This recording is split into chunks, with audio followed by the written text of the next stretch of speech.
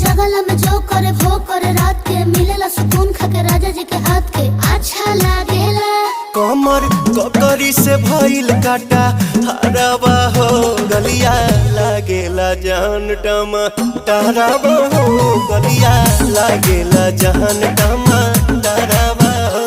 कहे तोर गया तुझको मैं पार करना अपने खाला पहले हम के खिया करना तबे भइल बा कमरिया मोर चाह करना तबे भइल बा कमरिया मोर चाह करना चाह करना।